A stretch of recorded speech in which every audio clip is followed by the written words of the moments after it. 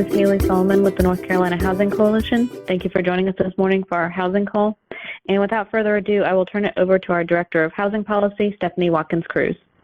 Good morning, everyone. I hope you are having a great week so far. We're going to go ahead and kick it off with county profiles and resource feedback. Once again, I'm going to keep reminding y'all that we have a survey open for you, not only to give feedback on our county profiles, but also on our other advocacy and policy resources.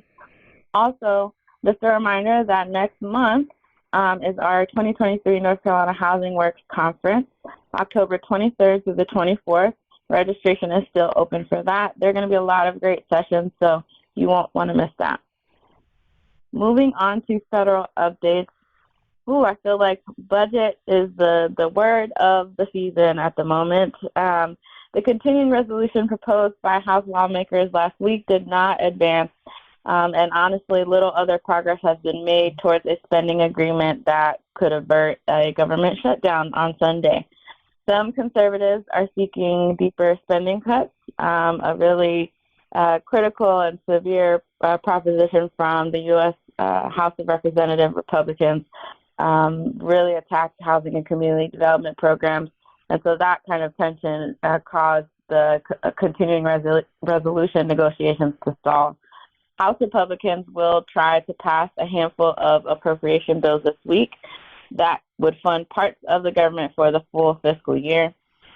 And according to Speaker Kevin McCarthy, the House plans to vote on these appropriations bills today.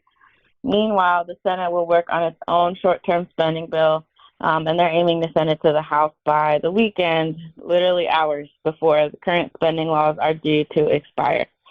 So like I mentioned, we're 4 days away from a potential government shutdown, and even short-term shutdowns have really immediate consequences for HUD programs and the people and communities who rely on them. Many affordable housing development projects would be forced to freeze, and HUD staff would have to cease many non-emergency operations. And even though the tenants who receive rental assistance may not see immediate impact in the short term, a long-term shutdown could really severely impact public housing authorities' ability to continue providing housing assistance. So keeping that in mind, we're keeping a close eye on this. I also want to lift up that 184 local governments signed on to a letter that was delivered to Congress urging lawmakers to support the Affordable Housing Credit Improvement Act. If you all remember, this is a letter that I was talking about for a few weeks last month. Unfortunately, it looks like only 1 or 2 local governments from North Carolina signed it. However, that does not mean that you still don't have the opportunity to encourage your local government leaders to communicate with your representatives and tell them why this piece of legislation is so important. It's really a critical piece of legislation. The letter honestly shows broad local support for expanding and strengthening the housing credit, and then the number of votes that it's gotten in both the co-sponsors, the number of co-sponsors it has from both parties in the House and the Senate also shows how much potential this has and how broad of a support it has. So keep that in mind and think about what ways your local government could show that that you support this really monumental legislation.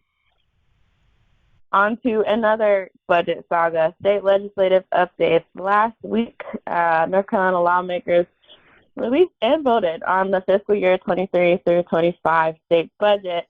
After about 2 months of delay, votes were held late last week and the budget passed on Friday. It was an incredibly dramatic week, y'all, with a version of the budget leaked to the press on Monday. This is the version that we used for our first post about it, and then a draft along with the conference report was released at a little bit after 4 p.m. on Wednesday afternoon, and votes happened immediately on Thursday and Friday.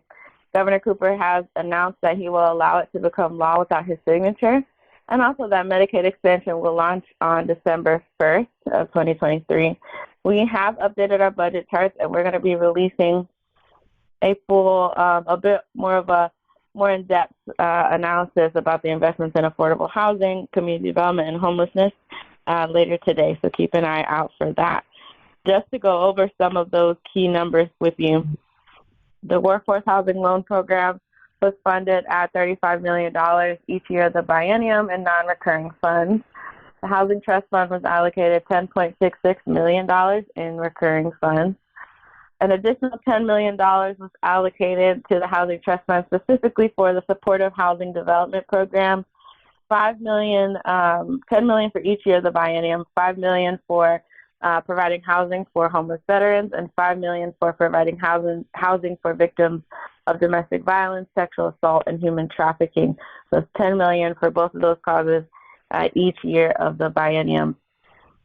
Transitions to Community Living Initiative is getting $15.6 million each year of the biennium, and the LIGHT program is getting a total of $67.8 million each year of the biennium. In our more in-depth piece that you'll see today, we'll compare the approved version with the proposed versions that came out earlier this year.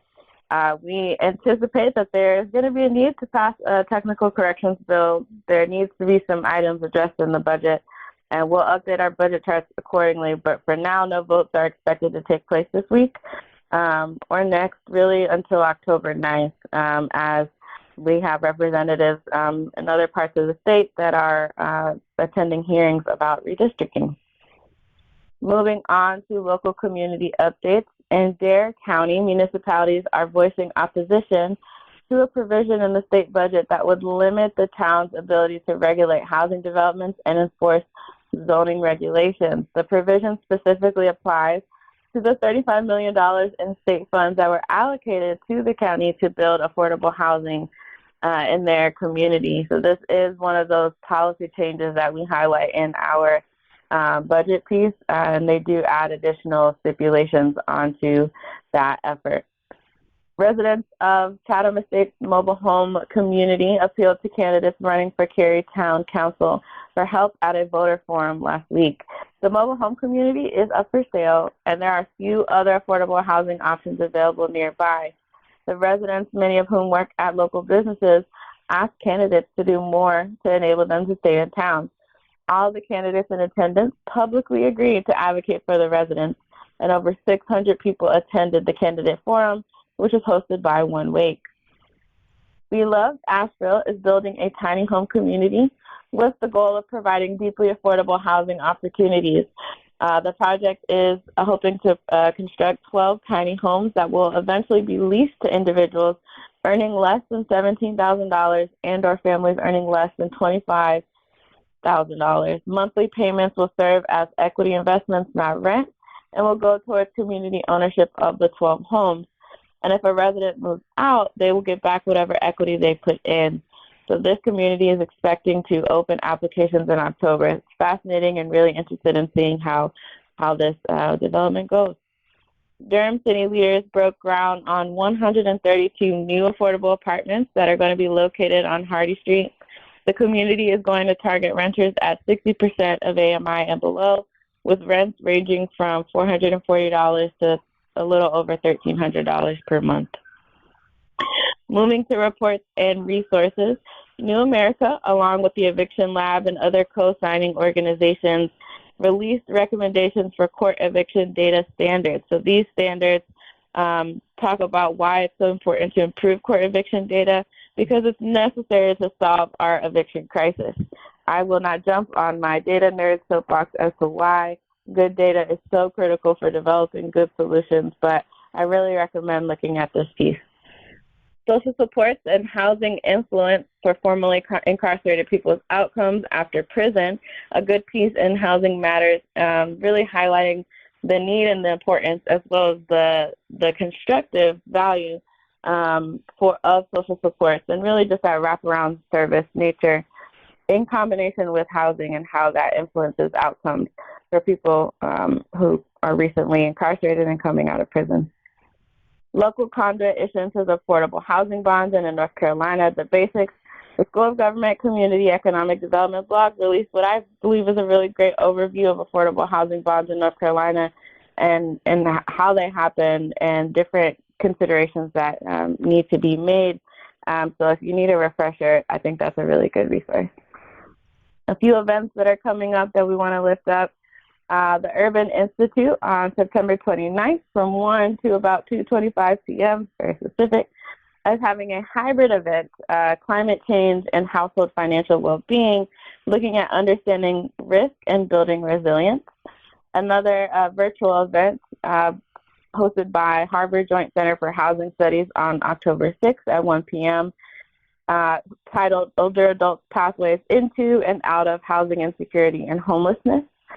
Another great webinar by the National Alliance to End Homelessness on October 11th at 1 p.m., titled Calculating Change, the Continuing Conversation on Homelessness Data Reform, and a very, very timely webinar by the National Low-Income Housing Coalition. That's actually a two-part webinar titled Our Homes, Our Vote, and Housing is Built with Ballots. So if you're interested in learning a bit more about the really, really clear connection between civic engagement, voting, and affordable housing, I highly recommend going to this two-part webinar. First part will take place on October 12th at 2:30 p.m., and the second part on October 26th at 2:30 p.m.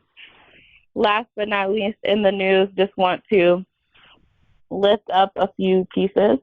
There is a piece in the Independent Weekly that talks about the plan that we highlighted the other week about the town of Chapel Hill as they consider a long-term plan for housing affordability and the fight to preserve existing stock. A piece from our partners over at the North Carolina Justice Center that talks about the impacts, the negative impacts on the public with the delayed budget, but also some of the things that really, the opportunities that were left on the table for the budget to do some good. And then the last one I'll lift up is from Vital City about how housing restrictions promote education inequality. So a really good look at that intersection between education and housing, because we know education is not a siloed issue and housing isn't a siloed issue. They overlap quite a bit.